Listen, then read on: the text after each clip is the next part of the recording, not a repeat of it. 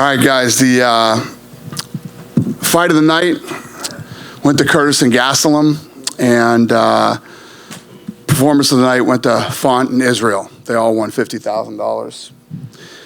The attendance tonight was 19,032, sold out, highest grossing event in the arena history. The gate was 11.9 million, sixth highest grossing event in UFC history. And there's a new sheriff in town, ladies and gentlemen. It beat MSG's last gate. Miami beat Madison Square Garden. Last gate there was 11.5, and it was the same fight. So, unbelievable. When you think that last time we came here, we did a gate of 446,000, and now we just beat Madison Square Garden. So, I've been saying this all week. Miami is like, Miami reminds me of LA 10 years ago. This place is booming. I'm sure you felt it when you're, well, I'm sure a lot of you are from here, but those of you that aren't, I mean, every restaurant is packed till midnight, 1 in the morning, people out in the streets. It's just like, this place is as cool and as hot and as incredible as ever. It was a really, I'm glad we came here. It was a cool experience. John Morgan. I was going to say, so when you said at the press conference, hey, we'll be coming back, I mean, do you think this is like an annual type destination for you now? Yeah. Yeah, we're in. We're coming to Miami. This place is such a different place than the last time I was here. Obviously, I'm assuming a lot of this was built up, during COVID and all the stuff that went on here. It's just this place is at a whole nother level. It's incredible. A lot to talk about with the featured fights, but I just want to ask you real quick about Chase Sherman. Do you have an update on his condition or exactly what happened there? No. No. Okay. Fair enough. He got sick. He was, sapping a couple times, and I think he ate something bad, is from what I heard. Don't quote me, though, because I don't know for sure. Right. Fair enough. Obviously, amazing result in the main event. Israel Adesanya champion again. Thrilling second round, especially. I mean, just tension. I guess talk about the fight overall, what you thought in that win. Yeah, I mean, it was an absolute war. Israel Adesanya, I was saying this coming into this fight. I mean, this guy never turns down a fight.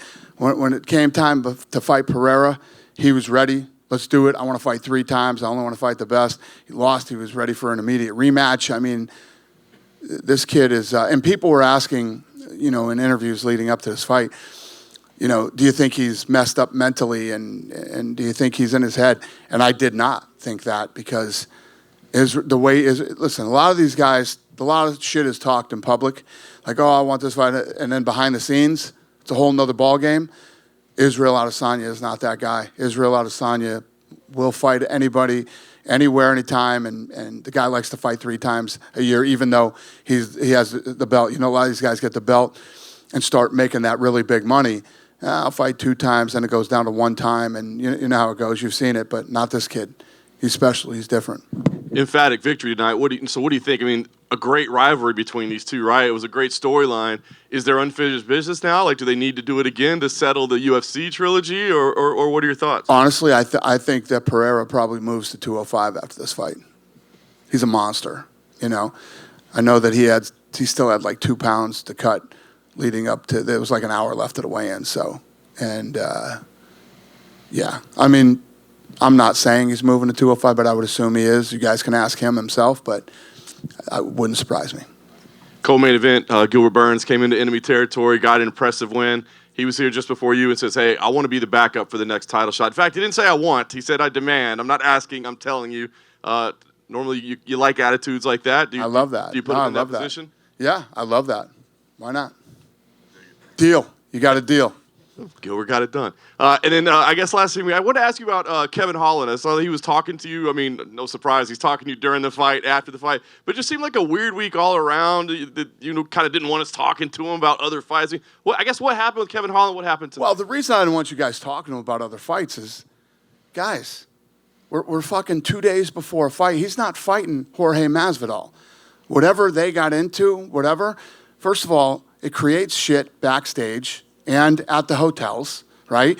When you guys ask them questions like that and they say something, we still got 2 days until the fight, and these guys run into each other backstage and everywhere else, and it's so disrespectful to their opponent. There's an opponent sitting up there that they're going to fight. And I just hate that shit. I get it. You want your fucking clicks or whatever it is you guys want to get, your little fucking moment that you can post, but I will fucking attack you if you do that. You know what I mean? It just causes a lot of bullshit backstage and at the hotel. And but it's like the time the stuff went down with Diaz and all those guys and Hamzat. These guys have fucking 20, 30 guys backstage, and just that shit just can't happen here, and you guys can't instigate it. What was he saying to you tonight? Crazy shit. I mean, I don't know what he was saying. He was yelling at me, and I don't even know what he was saying. It was crazy. Yeah, I don't know. Trump looked at me and said, "What's he talking about?" I said, "I don't know. Is he talking to me or talking to you?" And I don't know. I don't know what was going on, but yeah, he's had a crazy week. He's been acting a little crazy this week. Dana, going back to Israel, you mentioned that he's kind of special, right? And he wants to fight as often as he can, but you've dealt with a lot of guys who are different mentally in the history of this sport, right? You've got people like Conor and all these who are kind of like artists. But in terms of mental strength, to be able to fight a guy who's beaten you 3 times, do you think Israel might be on another level of just self-confidence? Yeah, I just think, you meet some of these guys that are literally true fighters. They're fighters, and that's what he is. This kid loves to fight. He loves to prove himself. He loves to challenge himself. And he's a very unique guy, very unique. Yeah, I mean, even knowing already the celebration he was going to do like seconds after he knocked it out, like having that stuff already pre-planned. Yeah. I don't know. You guys should really, has he been in here yet? Oh, yeah. Yeah, you guys should really dig into that one. I mean, how mentally strong this kid is. And like you said, like he believes in himself so much, and he's willing to test himself against a guy who's beat him 3 times. You know what I mean? And he comes out tonight and knocks him out viciously. Yeah. It's just pretty awesome. Jorge Masvidal appears to be done with the sport. Obviously, that's his decision. And whenever you hear a guy talking like that, it usually means the end is near. But he's also a fun guy like Nate was, where you can put him in big fights and he'll make big money for himself. Would you like to see him walk away, or would you be happy to see him stick around? Yeah, no, listen, as soon as you think about retiring, you should in this business. And he's made a lot of money. He made a lot of money tonight. And, he's got things outside the octagon going on, too, like Conor does, and some of these other guys. And I think he's proved everything he needed to prove to himself, and he's changed his family's life, and why not? Is he an example for younger fighters that are like, hey, your career might be going one way, but if you have one good year or the right fight at the right time, if you take it, you can change your entire career? Oh, that flying knee changed his life. You know what I mean? When he threw that flying knee, it changed his whole life. And yeah. Last one from me. I've always been curious about this. Donald Trump was here watching the fights with you. What sort of fight fan is he? Is he like a guy who wants to see a brawl? Does he want to see a technical back and forth? Like, what was he sitting there saying to you? So this guy calls me twice a month and will talk to me for an hour about fights that have happened, since the last time we talked. And he knows everybody. He knows, what they did and who they fought last. And he's a huge fight fan. Loves this stuff. Who's his favorite fighter? 3 guesses. Conor. Huh? Conor? Colby Covington and Jorge Masvidal. Should have probably guessed that. Yeah. Masvidal and Covington.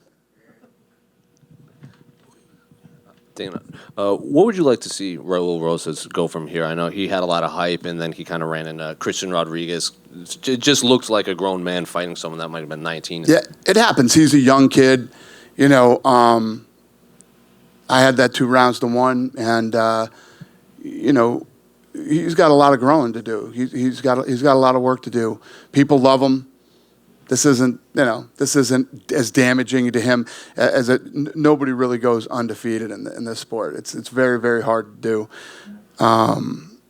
But he's just got to get back in there, get back on the horse, and keep going.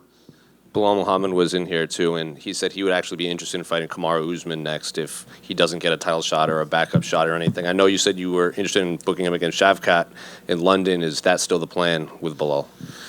To do what with him? In London, you said you were looking at Bilal versus Shavkat. Bilal was in here saying he'd actually be interested in fighting Kamaru because he's the only one ranked higher than him in the rankings. Interesting. Yeah, we'll talk about it. But yeah, the other fight is the fight that we wanted to do. He also said that he actually asked to be the backup in London, and it ended up being Colby Covington. Was that true? I don't I don't know. But if he said it, then yeah, it's true. Yeah. He's a nice guy. He's not lying. You see his shirt out here? His what? His shirt? That he was wearing out here? Hello? No. What It was Colby Covington with a broken jaw. Oh, really? Dan, Yeah. It's been crazy around here lately. your Africa dream is back now with Izzy becoming a champion. How is that coming along? Because I did speak to some people in Africa the last time we spoke, and they are building a facility in Nigeria. It's huge. That's what we need.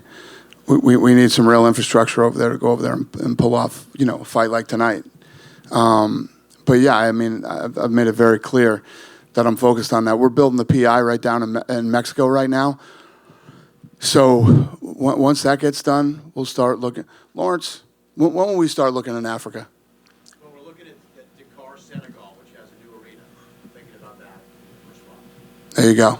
Yeah, the Dakar Arena. He's the guy who sends people out to start looking. He's the guy that found the place in Mexico, and he's the guy that will find a place in Africa for us. Yeah, the Dakar Arena is like 12,000. It's hosted a bunch of events in the past, so yeah. Perfect.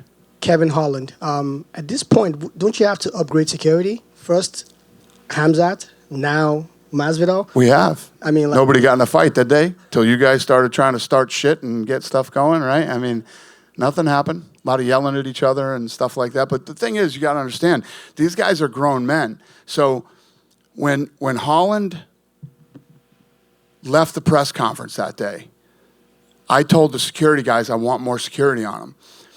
And they told him when he got off the stage, you know what he did? He ran out the back and left by himself because he doesn't want security. These are grown men, and we can do as much as we can do. Yeah. last one from me. Africa has had 3 champions in the past. Now we have one back. What's the next thing for Kamaru Usman? I know he probably has to work his way back to the top again. What's like the next thing you might have for him? Yeah, I don't know yet. I don't know yet for Kamaru, but we'll get him figured out soon. Dana back here. Thank you. Yeah. Dana over here. Yep.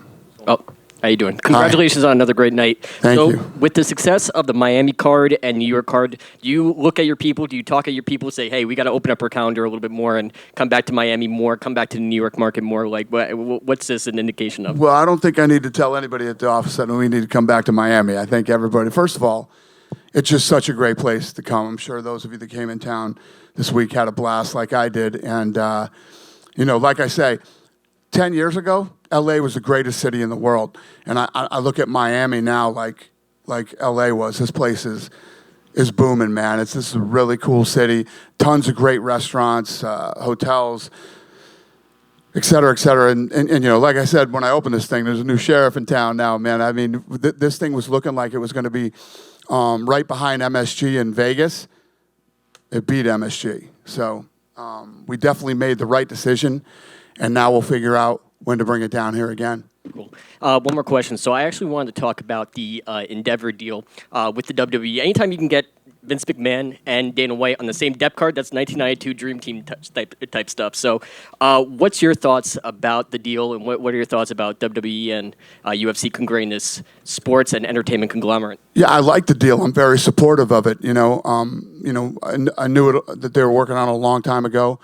And Ari's super respectful like that. Ari wanted to make sure that everybody was good with this before we move forward with it. And I think that Ari is going to bring a lot of value. That doesn't change anything around here. There's no, we had Brock come over here. We had Ronda go over there. That's all. If that's ever possible, if guys leave here and they love wrestling and they're good enough to do it, before this deal, we would have been good with that. But what's going to happen now is Ari's going to add a ton of value to WWE, whether it's sponsorship, licensing, and a lot of other things that he can do when he touches the business. And these two, the UFC and WWE, will become their own stock. We'll have our own ticket. They're talking about, I don't know how much I can talk about this. I should shut the fuck up, actually. My lawyer is shaking his head, yes. Yeah, we're really happy about this deal, and we're looking forward to it. One more, actually.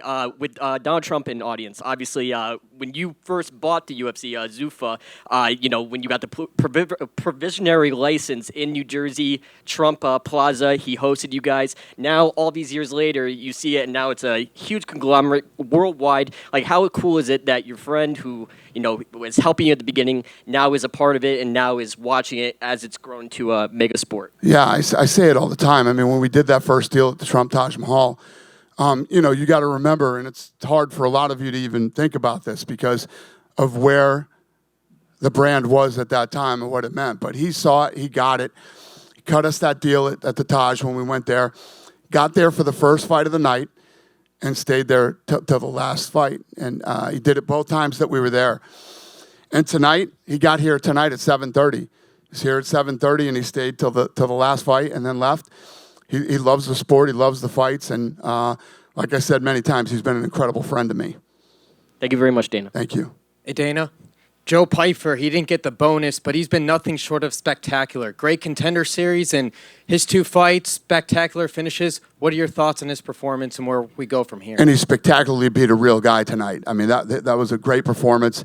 He didn't win, but, I'll take care of him. And who was the other kid that we were going to I brought him in the back, and we're going to take care of him too. Yeah. How important was this victory for Kelvin Gastelum? Because he had that injury, he lost that fight, he had to come back to this. How important was this for his career? Yeah, he's a dog, and he fought tonight like the old Kelvin. You saw him go in there and go to war. And, he comes back, he wins fight of the night. It was a big night for him. Not to be overlooked, when Donald Trump came out, you had Kid Rock. I don't know who planned the choreography, but you had the music going on, him next to him. Who synced that up? Because that was perfect. There was no choreography. I mean, it just, we were all back there together. I'm good friends with Kid Rock, too. So we were all back there. We're all friends, me, him, and Trump. And we walked out, and the DJ played American Badass, it wasn't. There was no choreography whatsoever. The show was about to start, and we walked. Well played. Thank you. Dana? Yep.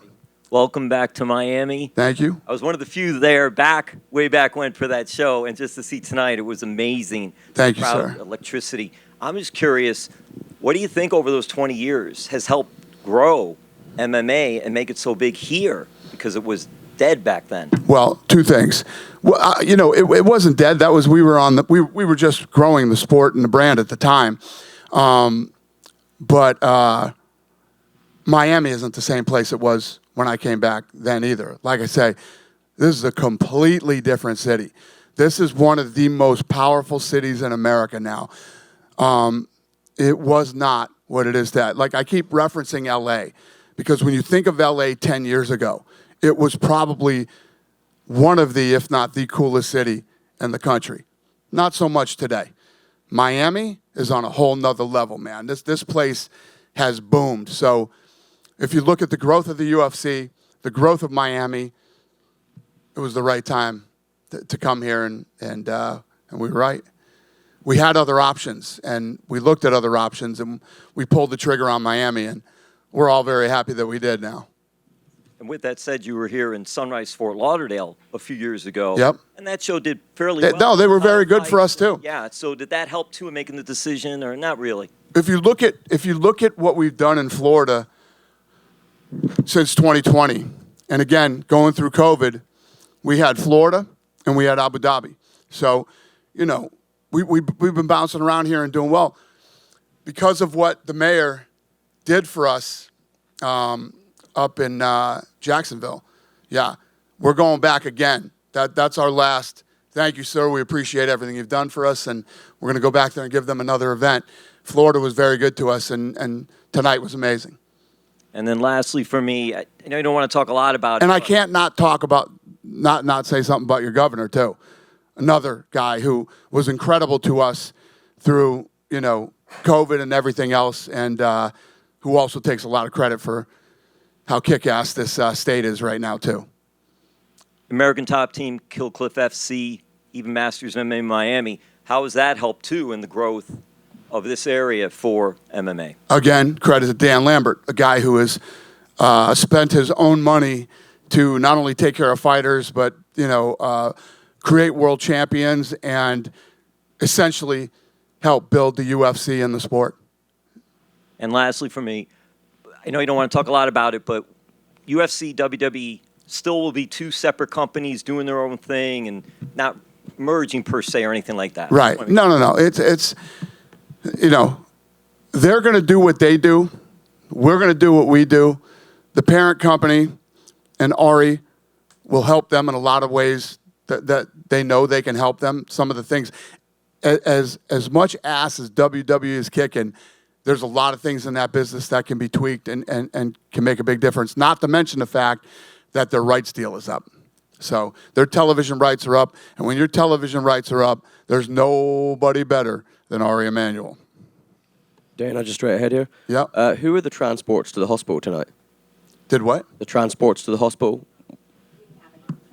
None. No transports, okay. Yeah. And there's been a few reports that the UFC are coming back to London in July. Can you confirm that? Well, I'm guessing that's a yes. Will it be a fight night or a pay-per-view? I'm working on it, and I want it to be a pay-per-view. Awesome. Yeah. I'm guessing it'll be Kobe Leon if that is the pay-per-view. When I talk about Florida, let's talk about London now. London has been incredible to us, man. It's been amazing. The fans over there are amazing. We're supposed to have a fight night in July. I want it to be a pay-per-view. So there's a lot of internal shit that needs to be worked out, and I'm working on it. So, thank you. Yep. Go ahead, sir. Rob Font just knocked out Adrian Janis after a year layoff, and he asked for Davison Figueiredo when Davison makes his 135 debut. What do you think of that fight? Yeah, I mean, the big win tonight for Rob Font, man. That was huge, impressive. The fight was a war, and yeah, tonight was a big night for him, man. I don't know if that's the answer to your question, but big night for him. I mean, huge. With Endeavor buying WWE, WWE is having an event in Puerto Rico May 5th, SmackDown, and then they're having the pay-per-view on May 6th with Bad Bunny as an associate. Those two events in the 17,000 Puerto Rico Coliseum got sold out in a week. Perhaps UFC may consider finally coming back to Puerto Rico. I'm all about Puerto Rico. I've talked about Puerto Rico a lot when I talk about building PIs. Yeah, I mean, I wouldn't say no, yeah. And what about that PI? We're doing Mexico right now. We got to get that one. But PIs aren't cheap. They're expensive to build, man. We're working on Mexico now, and then we'll get our shit together and figure out what's next. Because we're talking about opening one in Abu Dhabi. I want one in Puerto Rico, and I would love to have one in Africa, too. Thanks. Yep. It's going to take time, though. Here, is there an update on Jon Jones? As far as what? Like, what's next for him when he... Jon Jones came out, made quick work, and poof, disappeared, man. He went back to whatever he's doing. He's ready to fight. He wants Stipe, so we'll get it figured out. And that's definitely the fight Stipe is next? That's the one he wants. Yeah. And just a couple quick ones with Masvidal retiring. He's not entirely retiring from combat sports in the sense that he is doing his own thing as a promoter with Gimbrid Boxing. Just curious, what do you think of the bringing MMA guys into boxing? What do you think of the show, the promotion? I actually watched the fight. It was I liked the undercard. Thought the undercard had good fights. The other thing that I was impressed by with them is that they actually had good production. When you watch a small show like that, right? One thing that you have to understand whether the production's good or not is how fast the replay comes. They were right on top of the replays. The replays came out fast. They did a damn good job with the production. I was impressed with it. The thing that I don't like is 50-year-olds fighting. It's just not my thing, man. So the co-main and the main, but the rest of the card was fun. I mean, Jose Aldo and Jeremy Stevens was an awesome fight. And then the boxing fights, the kid that was undefeated, I think he was Puerto Rican actually, right?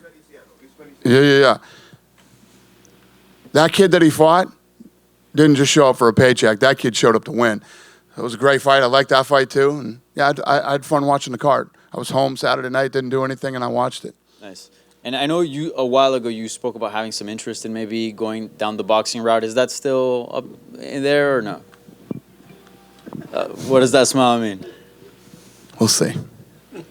Okay. Hey Dana, Yep. it seemed like all the answers for Rosas in the first round, and then he had a bunch of questions in rounds 2 and 3. Who's this? Rosas. Yeah. Cool. Yeah. Can you talk a little bit about his performance? and Yeah, I kind of don't know. I the mean, problems he encountered. They were tight. This kid was obviously, there's this thing with 18-year-old strength and 25-year-old man strength, and the other kid was a really good grappler. So, like I said, this kid has a ton of room to grow. Tonight was a good experience for him, and that's what this sport's all about. And he was 7-0, but it's very, very hard to go undefeated, and especially when you come into the UFC. And as young as this kid is, just if he was right in there. I had it 2-1, and yeah, he'll get better. Okay. He'll get better. Thanks, Dana. Yep. Hey, Dana. Yep. Here, please. If Poatan decides to stay in the middleweight, will he have the trilogy? Yeah, Poatan. Well, I was saying to him earlier, I would bet anything he moves to 205 after this fight. Yeah, but you approve the trilogy? Like, if he wants to stay in the middleweight, it's like to. I don't know. We'll see what happens. We'll see what he decides after that. I mean, the fight just happened 30 minutes ago. I don't know. We'll see. Dana over here. Dana, Yep. you've mentioned the PI in Mexico several times during the press conference. Do you have a window when it's going to open? Lawrence, when's the PI opening in Mexico? September this year. And I know you mentioned a couple of weeks ago that unfortunately Mexico isn't in the plans for 2023. What is the reason for this? It's been 4 years since the last visit for the UFC to Mexico. Is this like an issue with the arena, maybe the promoters down there? Why is the UFC not going to Mexico this 2023? Got it. As the world starts to open up now, there's a lot of other places that we got to go. But you're not wrong. I mean, for the first time ever, we got 3 champions. Why did we not do a Cinco de Mayo fight? Why did we not do this? Why? We're fucking it up. That's why. We're fucking it up. We're trying to fix it. And lastly, We're making a lot of mistakes right now, and I know we are, and we'll get our shit together. I promise you. And lastly, can we confirm that Yair Rodriguez is fighting Alexander Volkanovski in International Fight Week?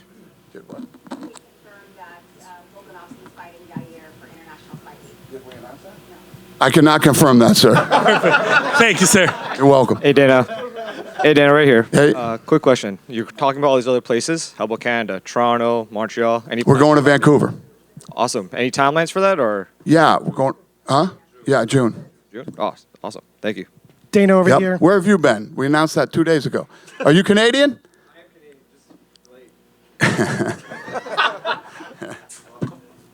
Dana over here. A few events over the past few years with WWE and the UFC have combined on both days, and I think this is the same event with 288 and Backlash. Are you guys going to talk with WWE and Ari in regards to making sure that doesn't happen in the future?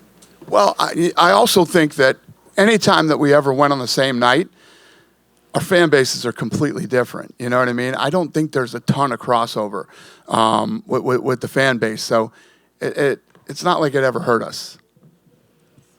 Yeah. But maybe we won't. I don't know. I don't know the answer to that question, but I don't think it makes a difference. Appreciate it. Thank you. If anything, what I've started to notice is when you have these type of things on the same night, you make more people stay home. And maybe people will watch both or whatever the deal is.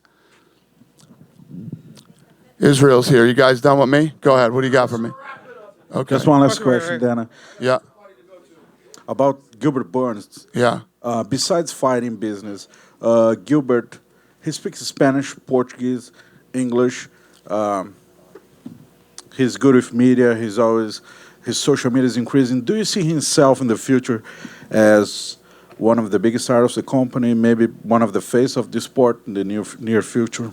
Well, he's the #1 ranked guy in the world. He has all these things that you say, and he's one of the nicest guys ever. And if he has to dog it out, like against the Hamzat, like when he goes in there, that guy's willing to go toe-to-toe and do anything. So, yeah, I mean, the way this guy fights and all the other attributes he says he has, yeah, he could be a big star, especially in Brazil. You guys done with me? Go ahead, sir. What do you got? There's a big boxing fight in a couple weeks, Ryan Garcia, Gervonta Davis. Yeah. I want to get your thoughts on the fight. And these two young guys are, going at it. The boxing, we haven't seen two boxers in a while get a big fight like this. Just your thoughts on the fight. Yeah, I agree with you. There's very few good boxing fights out there. This is a good one. This should be fun, and that's a fight I would definitely watch. Who do you think will win the fight? Huh? Who do you think will win the fight? I have no idea. I mean, Gervonta's a bad dude, and Ryan's gonna, he's unproven yet. This is his first real big test. So if he can go in and pull it off, it's a big deal. But I'll be watching, even though De La Hoya is involved with it. Thanks. Have a good night, you guys, and thanks, Miami.